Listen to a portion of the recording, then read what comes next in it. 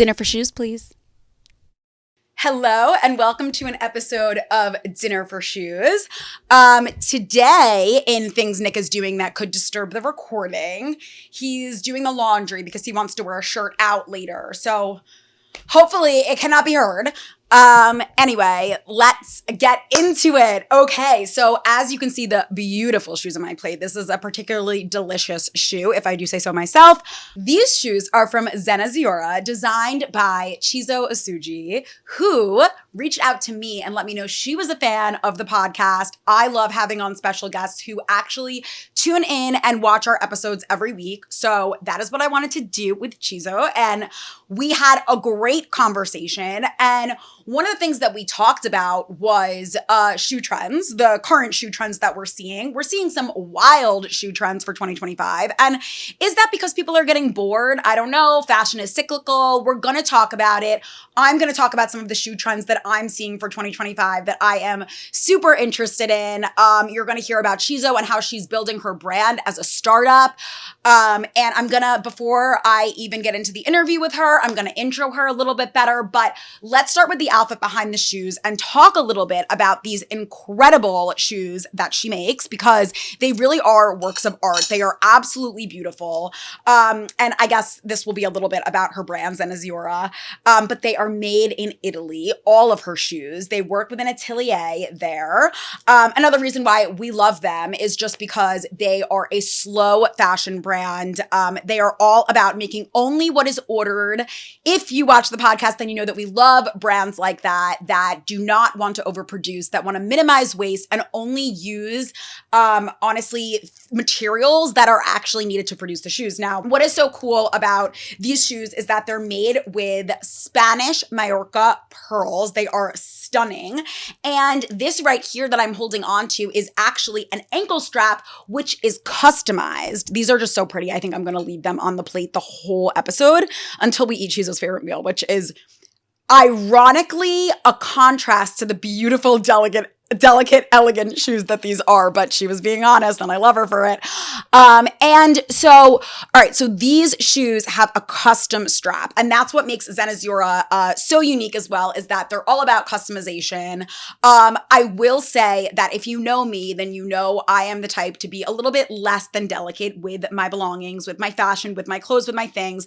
I can be rough with things. So these shoes may be better for someone who is more delicate and walks without such force. But, you know, what I wanted to do with my outfit was honestly just show how I would dress down these shoes. I think it's safe to say that this could be a bridal shoe. This could be a shoe for a very special event. But what I love is a shoe that can do both. And that's why I chose a very casual look to go with the shoes. So as for the outfit behind the shoes, I'm actually wearing barrel leg jeans because I liked the way they bared a hint of the pearl strap. Especially where they're cut. These are cut really nicely on me, and they're actually from Ann Taylor. Hello, Ann Taylor is back. Let me just tell you, these are petite. So one thing I love about Ann Taylor is that they do have petite sizing. You can select the denim length that you want. I love a brand that does that. And I was always kind of afraid of the barrel leg jean, but I love the way these fit. They're loose in all the right places. They're not, which I have this struggle with a lot of jeans, but super, super tight on my thigh where they should be, you know, baggy. They are really the perfect size for me. And they're just honestly a great color. I love a darker denim, and I'm wearing them with my garage asymmetrical top. I also have this in white. I wear if I had to pick a top that I have in both black and white that I wear most, it is this garage top. I'm obsessed with it. I like that it's kind of like this sheeny fabric, which doesn't collect cat hair quite as much as other fabrics. I love the asymmetrical detailing, and I just feel like it shows off my tattoos well, which I love. I feel like it draws attention to my arm tattoos, and that is where it's at for me. So, jewelry wise, I of course needed to compliment the stunning pearls, right? So I chose to wear, and I believe I've worn these in another episode maybe once, but these are my Simone Rocha vintage chandelier drop earrings. These are stunning. They have a little bit of green in them, which is definitely my color. It's the color of my eyes. So I like wearing it around my face to kind of bring that out. And I just think it really calls attention straight back to the shoes. I still would consider this a casual outfit. I wore my Astrid and Miyu ring with a green gemstone. That's like the exact same shade as the gemstone in the earrings. So I thought we like matched in perfect harmony, but then also we're kind of like cool and casual when we're wearing really fancy shoes. So a little bit more about Zena Ziora and Chiso as a designer is that her shoes, as she writes on her website, are inspired by the essence of femininity and understated glamour. I definitely think that they're understated in the sense that they're not the flashiest shoe that's out there right now. Trust me, we're going to talk about some of those. But they are glamorous because they are made for events. They are made to be a statement shoe, right? And like I said, they're a sustainable brand. They are focused on minimizing waste. And Chiso is going to tell us all about what it's like to decide she wanted to be a shoe designer, find a factory that she was obsessed with working with, an atelier in Italy, and then how she went about getting things started. And her debut collection, which I absolutely love, is named after the powerful women in her life. So when you go onto her website and you look at the offerings she has there, there isn't a huge assortment, but they are so special, and there will absolutely be a pair that speaks to you and your wardrobe 100%. So I'm going to let you go take a listen and learn all about Zena Ziora as a brand. Again, I'm so happy that Chiso reached out and said that she was a fan of the podcast. So go take a listen. And then when we come back, I can't really say what Chiso's favorite go-to meal is without actually having it here in front of me. So I'm going to swap things out and we're going to have the meal du jour. Maybe, you know what? We'll still have the shoes. We'll still have the shoes because we can't, honestly, these are so beautiful. They're some of the most beautiful shoes, works of art style shoes I've ever had on the pod that I want to keep them on the table. So we'll be right back and go ahead and listen to my interview. Let's talk a little bit about your brand, the start of your brand and what inspired like your first collection, and kind of tell me what you would want a new shopper to know about your brand if they just discovered it. Yeah. Okay. So, going back to the very beginning, full disclosure, I'm not a formal FIT SCAD girl. I do not have any formal fashion training. However, I am coming in as somebody who has always, for as long as I can remember, loved fashion, particularly footwear. I think when I was around 17, that's sort of really started my like love for shoes. And I think through the years, I was able to like accrue a little bit of a collection of my own. And through that, I was able to really understand like what goes into a good shoe, quality, the craftsmanship, that sort of thing. So that sort of started my love for footwear. But everything kind of came to a head in June of 2020. I think that was head of the pandemic. So many people were had these come to Jesus moments, like, what is my purpose? And I think I've always been able to sketch a little bit. And so I had always had this idea of, if I was to create my own footwear brand, what would go into it? And I essentially said, okay, I'm going to start my own thing. So I founded Zena Ziora on a cut no corners philosophy. So I said, I'm going to use the very best of everything, the very best materials. I'm going to produce in the very best place. So Zena Ziora is produced in Italy, but not just anywhere in Italy. We produce in Marche, Italy, which is the literal luxury shoe capital of the world. So all these big brands like produce in that particular region. And it actually took me 2.5 years to get my collection perfect. We have this very unique detailing, the ankle strap. It was pretty much a full engineering project. We had strength tests, we had fit tests. And so I was able to launch officially in October of 2022. So that just kind of goes to show the level of detail that, and thought that goes behind like the brand and the collection. And to answer your question about what what I'd want a new shopper to know about Zena Ziora. And I think that in itself, it's like origin story is like sort of a big differentiating point, just the intentionality that went behind, the brand and the design. So we are a very, very customer led design process. We take real feedback. We understand like real needs, and we sort of make changes and, create shoes around them. So it's not just about the aesthetic of the shoe. It's about how it fits into the lives of our customers. We also sit at this very advanced contemporary price point. So that essentially means that we're delivering the level of quality and artisanal craftsmanship of a true luxury brand, but in a way that's a little bit more attainable. We're really crafting a shoe for you that fits into your life. What would be like your advice for a young shoe designer who's just starting out? I mean, you've been through the process. You officially launched in 2022. If you could like maybe speak to yourself, let's say you were starting your brand now, what advice would you give? Ooh. So I started my brand when I had just graduated college. So I was 22, like very naive. And I think that like naivety and like delusion is kind of what got me here. So it's great in a way, but I think my biggest piece of advice is to not be afraid to pivot, and entrepreneurship in general, but fashion in particular is a very sort of finicky place to be. And it's as much as, you want to be strong, like, have that strong brand DNA and very much stick to your guns. And I think that it's very much possible to do so. But you have to be unafraid of, being able to like make changes, especially if you're, creating for our customers.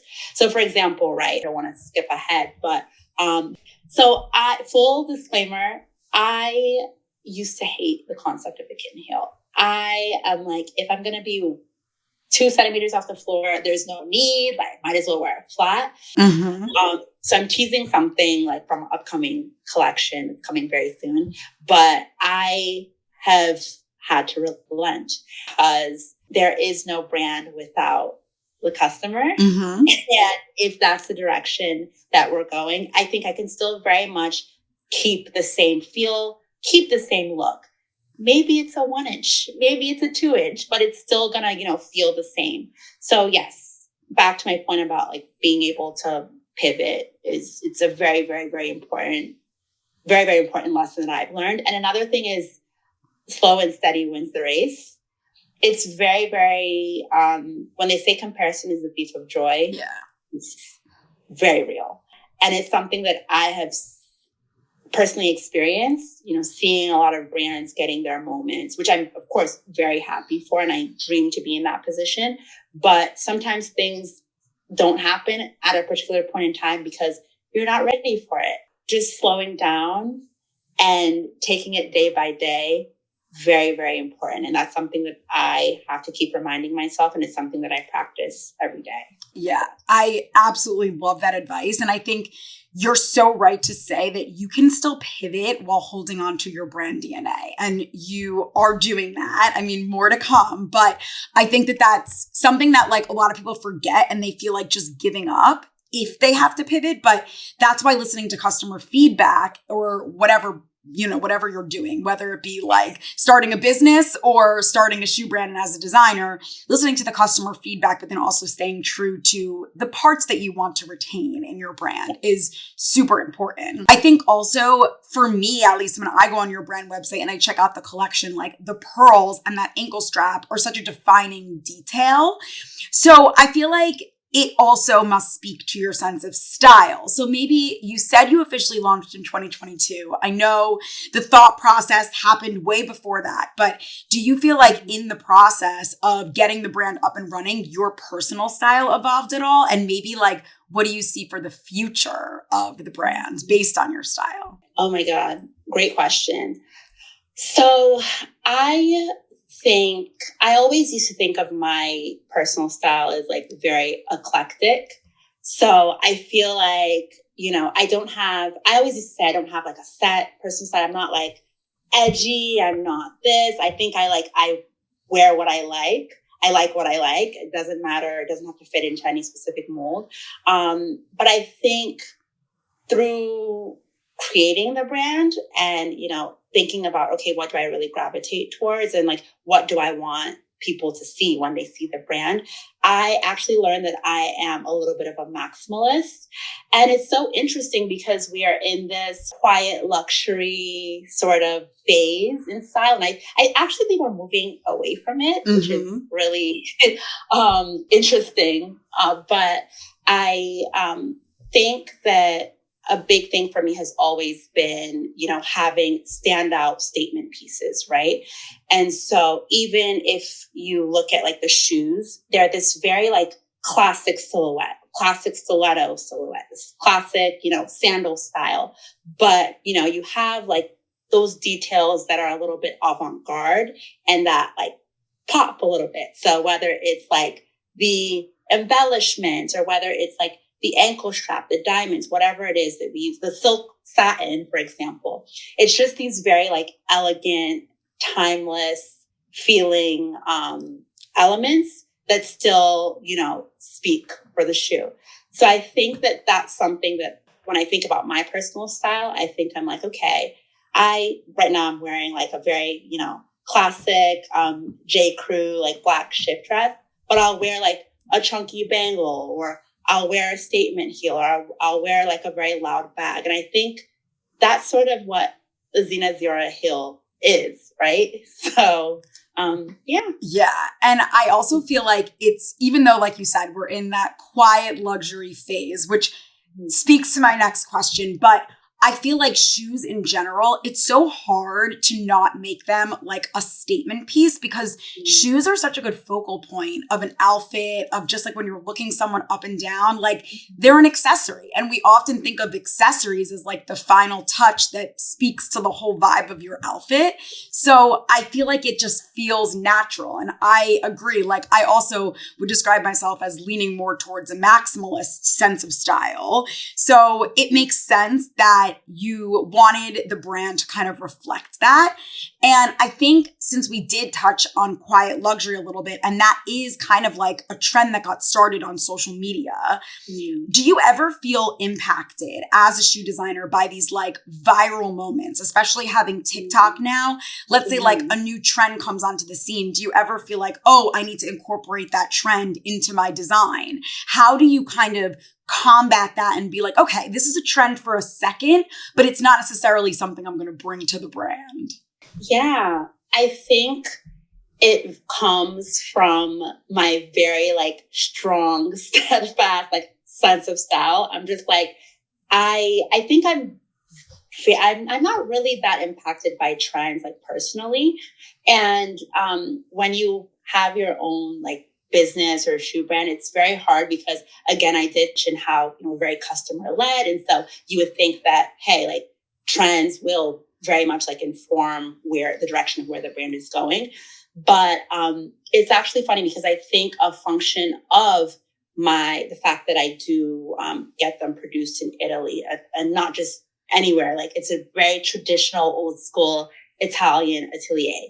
And the Italian way of working or the European way of working, it's not as fast. When we say it's handcrafted, we're not able to, I talked about how it took me 2.5 years to perfect these 3 styles, right? And so it kind of forces me to slow down. And as a function of that, I think I'm less affected by trends because I can design something, right? I can say, hey, I love I'll give you an example.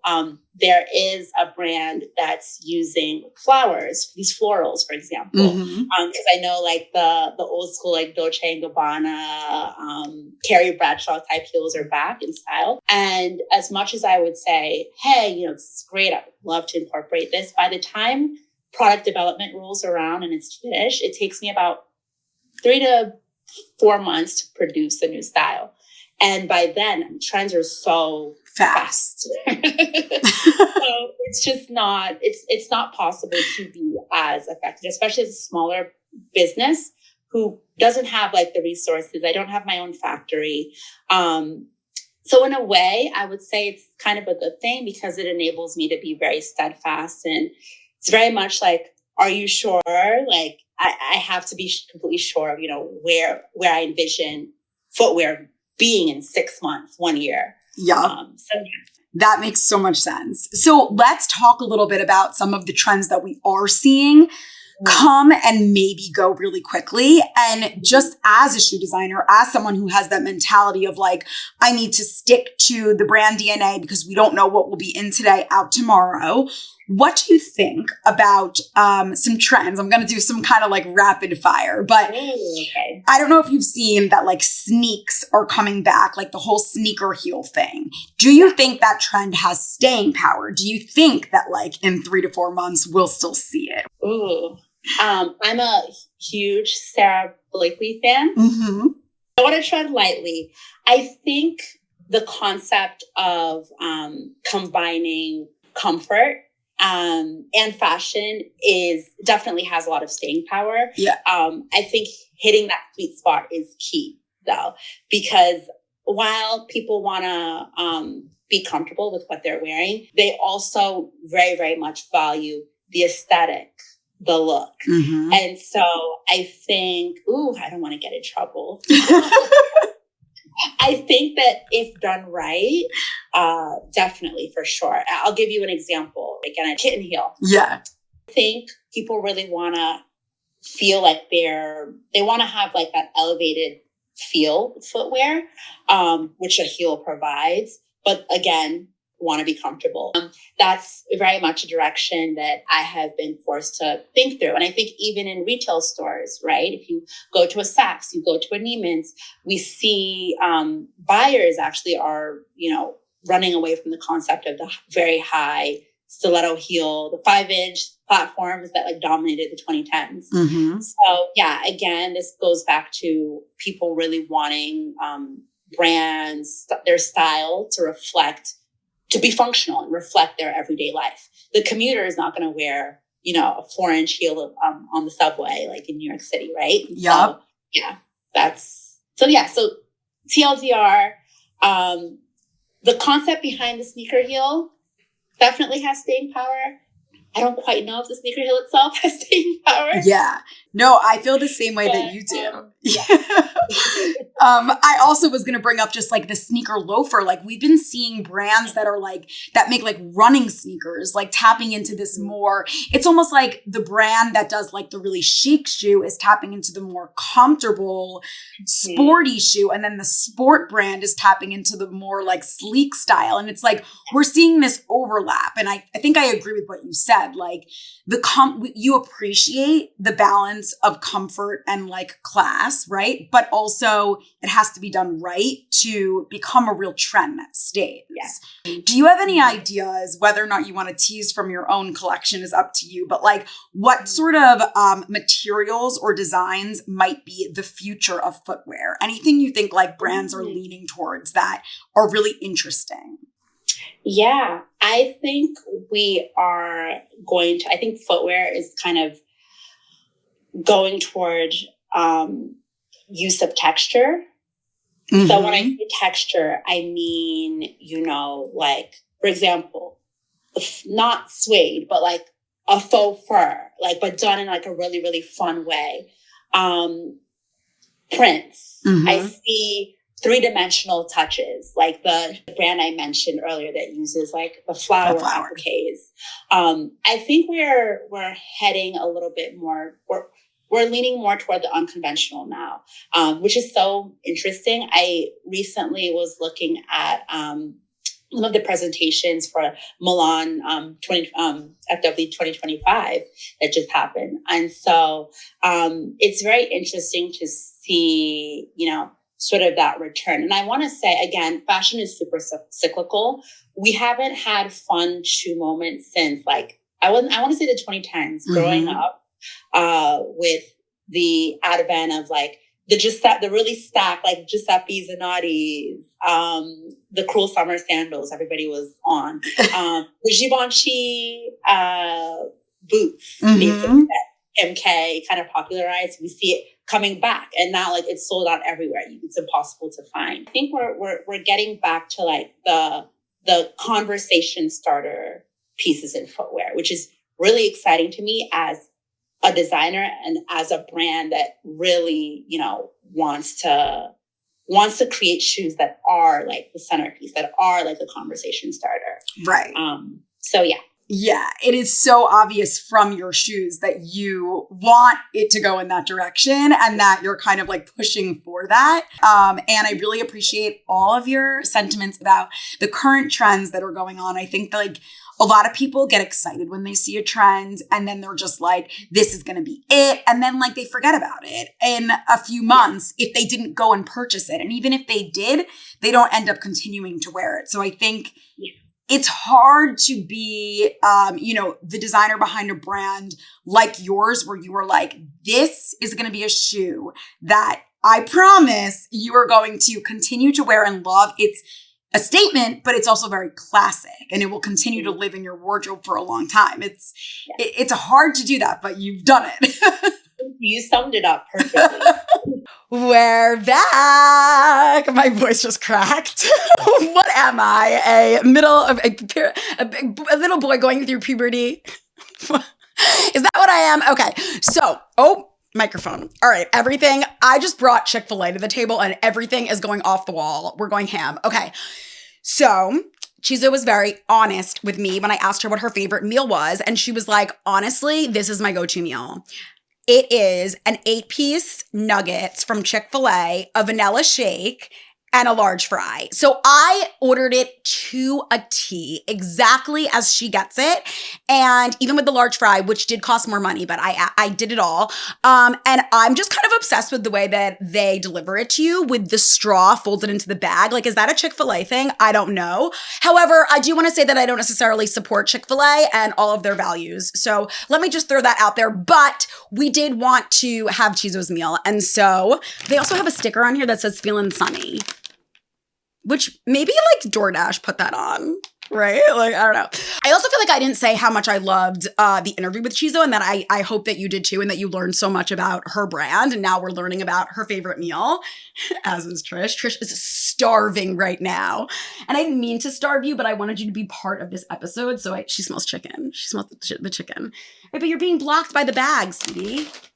So let me preface this by saying that I feel like growing up, everyone kind of had a go-to fast food place. Like, everyone's always shocked that for me, I never had Taco Bell growing up. I did used to take my sister there because she liked the cheese quesadilla. And I've since tried Taco Bell since getting older, and I might have even talked about it on the pod. But my go-to fast food place when I was growing up was Wendy's. I was a Wendy's girl through and through. And my best friends from high school will know where I'm talking about, where this lasted all the way through high school. And when we would like go out at night, or we would just have like late nights, we thought we were cool because we could finally drive. We would like drive to Wendy's and get like number 6, no mayo, like whatever. And it's a good pastime. But when I was younger, like really younger, and that's kind of when I think my milkshake's probably melting, but when we kind of like make like, this is my comfort food meal, when we make those when we were little, my family always went to Wendy's, and we always went to the drive-thru. And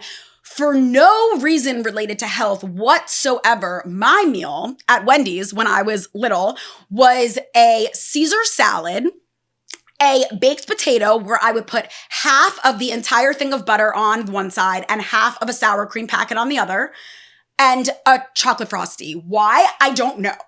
I was not health conscious. I don't know why. I just really liked the Wendy's Caesar salad and baked potato, which is like, it just says a lot about me. I think, honestly, that was my go-to meal. And then I will say that I still hadn't had Chick-fil-A ever until I had gotten to college. And I think there's probably Chick-fil-A in New York City now, but back then, the only Chick-fil-A was on NYU's campus, and it was in one of our dorm buildings. And I kid you not, people used to wait outside and try to get kids to get them Chick-fil-A outside of the dining hall, because they knew in that dining hall right there's a Chick-fil-A on Fifth Ave, right? Actually, it wasn't Fifth Ave, but it was near Washington Square Park, okay? Now, I'm sure that there's Chick-fil-A's elsewhere. I mean, there is one in Hoboken. But yeah, so I'm doing a lot of talking and not a lot of eating, so let's get into it. And then I can also talk to you about Is 2025 the year of nostalgic shoe trends? Because the shoe trends that I am seeing are like super nostalgic, but also crazy. And as you know from listening to my conversation with Chiso, like we did touch on some of the shoe trends that I'm seeing, and she kind of weighed in. And I do appreciate her take, her point of view, which is just that she prefers to design for that everlasting classic rather than what's new and what's now, because things come and go. Okay, our first priority, safe service. Okay. Oh yeah, that's a good milkshake. Even though I was a chocolate frosty girl, I can admit, when I taste vanilla, I'm like, that's good. Would it be better if it was chocolate? Yes, but that's good, Chiso. It's good. Also, a vanilla milkshake does go with the pearls, with the Spanish Mallorca pearl. So, okay, oh my God. So I didn't know what type of fry Chick-fil-A had, but I was talking to Megan before I recorded this episode, and she was like, oh, they have great fries. And I didn't know they have waffle fries, but I do love a waffle fry.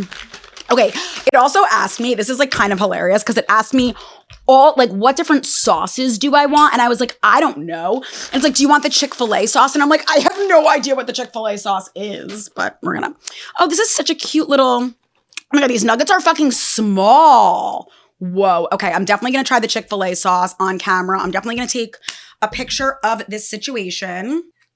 It looks like a mess, but in the best way. First, this is what I do. I tend to try it without the sauce.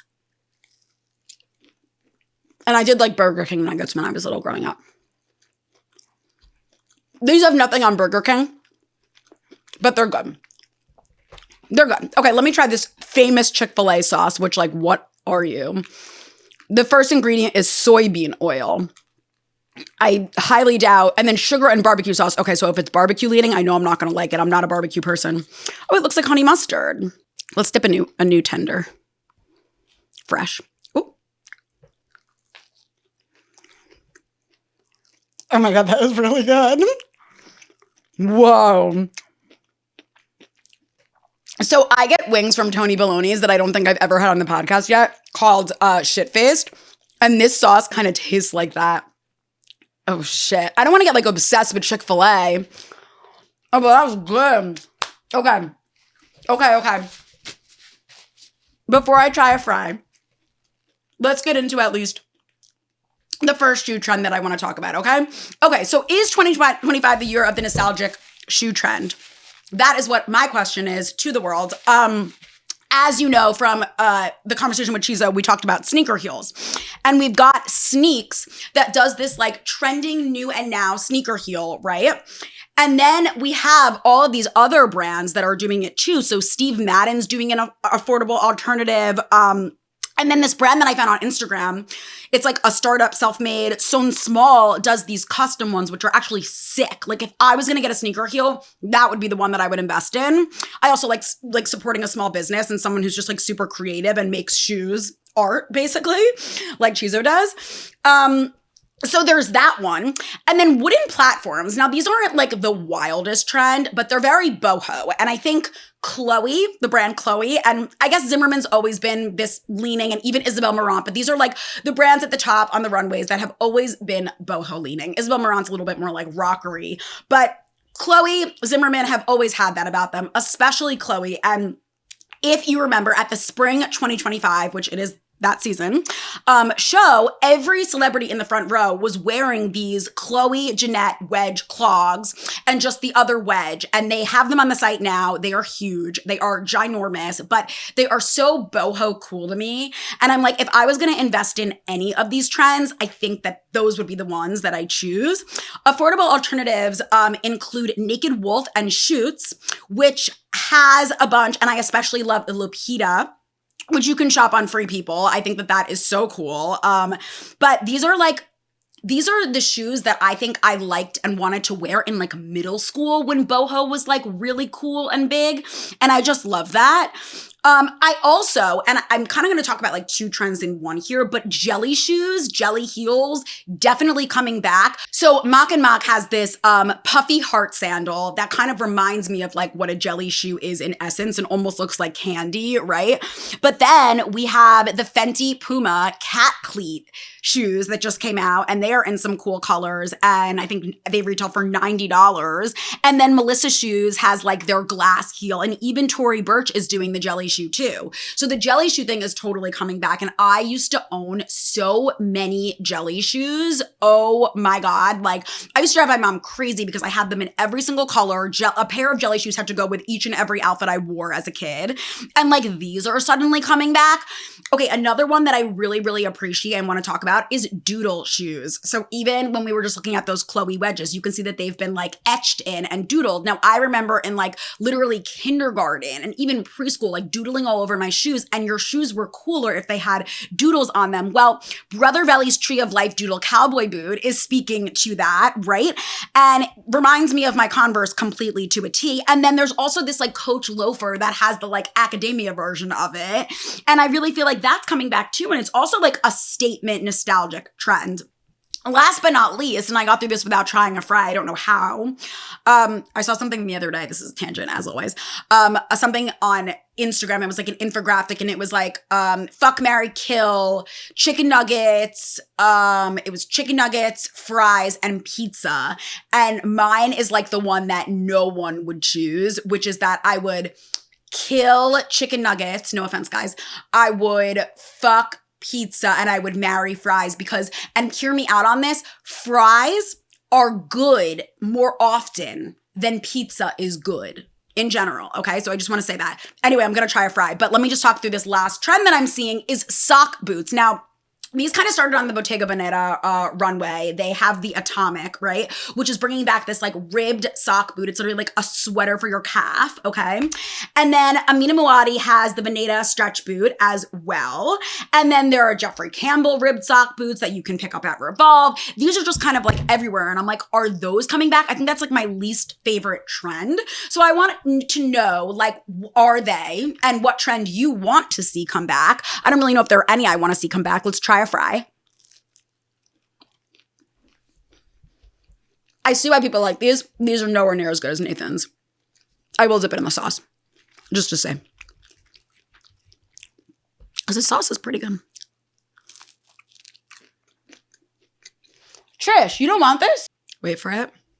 Wait for it. You're really making us wait for it, huh? She's deciding it's not worth it, but also simultaneously knowing that I want her to come over here, which is part of it. Because she's so stubborn. She's like me. It's like you're a fucking Taurus, are you? No, you're not. You're not. I love you. Let's say thank you about the shoe trends. You know, you can't wear shoes, but if you could, you'd have 4. You'd have 4 shoes. 4. You could wear the wooden wedge heels on the back, and on the front, you could wear jelly shoes. I actually think you'd look good in jelly shoes. What do you think? All right, we love you. We hope that you try one of these spring 2025 shoe trends. I will be here. I think my favorite part of this meal has to be the chicken nugget and the Chick-fil-A sauce, which like, oh my God, this sauce just blew my mind. I am curious about the taste of the chocolate shake, but I know I can't try that tomorrow because tomorrow's Sunday. On that note, love you. Bye.